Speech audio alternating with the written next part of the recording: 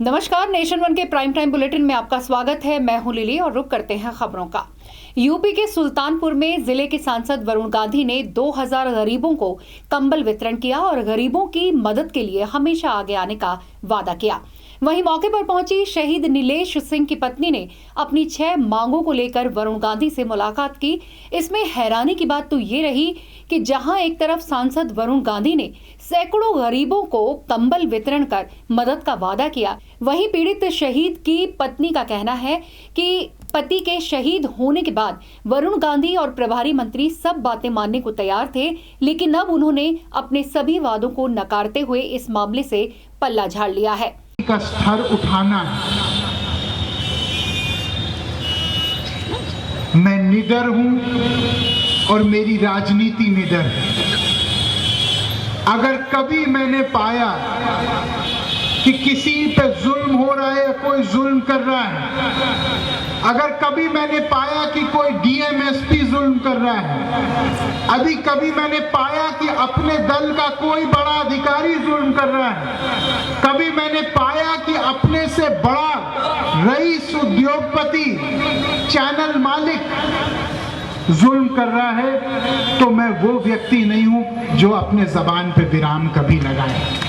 उसमें हमने 6 मांगों को रखा था, जिसमें एक था मेरा ट्रांसफ़र और दूसरा था शहीद जी की याद में एक ब्लॉक मुख्यालय पे एक प्रतिमा लगवाना था और एक मेरे गांव में स्टेडियम बनवाना था और छोटे भाई को नौकरी, जिसमें उन्होंने मेरी सिर्फ एक ही मांग मानी है, केवल मेरा ट्रांसफ़र का। और उन्होंने ये बात कही कि गेट बनवा के गाँव वालों का क्या भला होगा, वो आपको अगर उनको जिंदा रखना है तो अपनी यादों में जिंदा रखिए, गेट बनवाने से या मूर्ति बनवाने से कुछ नहीं होता।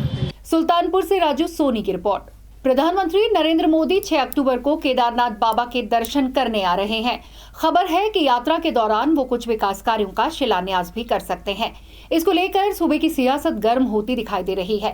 कांग्रेस जहां निकाय चुनाव में लागू आचार संहिता का उल्लंघन मान रही है, तो वहीं भाजपा इसे केंद्र की योजनाओं का शिलान्यास बताकर पल्ला झाड़ रही है। देखी नहीं है, केदारनाथ सबकी एक आस्था है। बाबा केदार के दर्शन के लिए प्रधानमंत्री जी हर साल आते रहते हैं और ऐसा नहीं है कि इसको राजनीतिक दृष्टिकोण से नहीं देखा जाना चाहिए।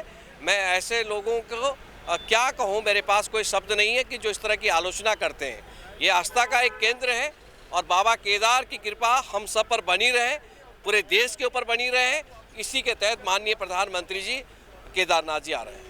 प्रधानमंत्री जी आ रहे हैं तो हमारी ये एक मांग है कि 2013 में जो आपदा आई थी, उस आपदा के लिए उस समय जो है डॉक्टर मनमोहन सिंह जी के नेतृत्व में केंद्र में जो सरकार थी, उसने लगभग 7,500 करोड़ का पैकेज उसके लिए स्वीकृत किया था, जिसमें से लगभग 3,500 करोड़ व्यय भी हो चुका है। हम देश के प्रधानमंत्री जी से कहना चाहते हैं कि जो अवशेष धन है वो तत्काल प्रभाव से जारी करें, ताकि केदारनाथ में जो है जो अवशेष कार्य हैं वो पूरे हो सके। देहरादून से सुनील राज की रिपोर्ट। और बुलेटिन में वक्त एक छोटे से ब्रेक का, रुकेंगे यहाँ पर ब्रेक के लिए। खबरों का सिलसिला यूं ही जारी रहेगा। इस कार्यक्रम के प्रायोजक हैं सुमेरु इंफ्रास्ट्रक्चर्स। ब्रेक के बाद एक बार फिर आपका स्वागत है। रुक करते हैं अगली खबर का। एक समाचार चैनल के सीईओ पर लगे स्टिंग के आरोप ने राज्य की राजनीति को एक बार फिर गरमा दिया है और इसी को लेकर जीएमवीएन के पूर्व उपाध्यक्ष रघुनाथ सिंह नेगी ने भाजपा पर तीखा हमला बोला है। उन्होंने कहा कि जिस व्यक्ति को सीएम ने जेल के सलाखों के पीछे पहुंचाया है, उसे भाजपा के नेता बचाते रहे हैं। उन्होंने कहा कि 2012 में भाजपा प्रदेश अध्यक्ष अजय भट्ट ने पूर्व सीएम विजय बहुगुणा को पत्र लिखा, जिसमें उन्होंने लिखा था कि वे बेकसूर हैं और उनके केस वापस लिए जाए। उन्होंने कहा कि सीएम त्रिवेंद्र उन्हें भी भाजपा से बाहर करें, जिन्होंने इस स्टिंगबाज को बचाने का लगातार प्रयास किया। वहीं कांग्रेस प्रदेश अध्यक्ष प्रीतम सिंह ने सरकार को घेरते हुए कहा कि वे उन स्टिंग्स को उजागर करें जो पुलिस ने बरामद किए हैं। देखिए, इसके बारे में एक आध दिन में मैं आपसे बात करूंगा।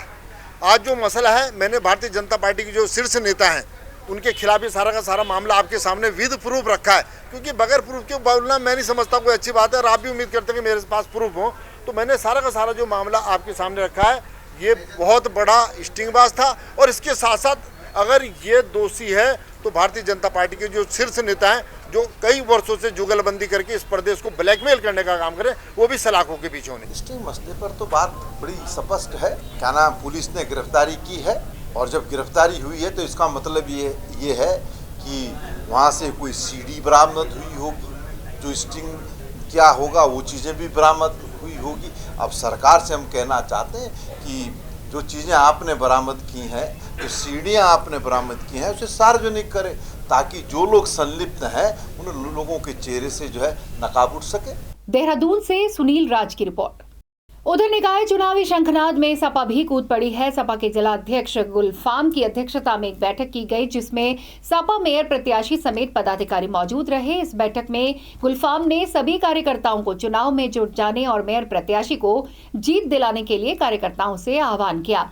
इस मौके पर गुलफाम ने कहा कि सपा निकाय चुनाव पूरी तंदुरुस्ती के साथ लड़ेगी। वहीं मेयर प्रत्याशी अंजना उनियाल बालियान ने कहा कि उनको अन्य दलों के नेताओं से चुनाव न लड़ने की धमकियां मिल रही हैं। समाजवादी पार्टी की तैयारी आज से शुरू हो गई है और हमने मुख्य चुनाव कार्यालय पार्टी का जो प्रदेश कार्यालय परेड ग्राउंड उसको ही बनाया हुआ है और हमारी जो है सुबह 10 बजे से लेकर 2 बजे तक जो है डोर टू डोर जनसंपर्क चलेगा। उसके बाद में 3 बजे से लेके और 6 बजे तक हम लोग जनसंपर्क अभियान को और तेज करेंगे। एक साल में मुख्यमंत्री बदल दिए जाते हैं, लेकिन मैं फिर भी ये कह रही हूँ कि हम मेयर के लिए लोग बड़े परेशान हैं। मेरे को धमकियाँ भी आ रही हैं, लेकिन फिर भी मैं किसी से डर नहीं रही हूँ। क्या किसी पार्टी से आपको ऑफर मिल रहा है कि आप बैठ जाइए? हाँ, मुझे दोनों ही पार्टियों से ऑफर मिल रहा है, बैठ जाइए। फ़ोन पे मेरे पे फ़ोन आ रहे हैं, बड़े बड़े नेताओं के फ़ोन आ रहे हैं, लेकिन मैंने कहा नहीं। ऐसे कौन नेता हैं जिनका फ़ोन आ रहा है आपको? हाँ, मैं अभी देहरादून से सुनील राज की रिपोर्ट। और मेरे साथ प्राइम टाइम बुलेटिन में इस वक्त के लिए इतना ही। देश और दुनिया की तमाम बड़ी खबरों के लिए बने रहें नेशन 1 के साथ। मुझे दें इजाजत। नमस्कार।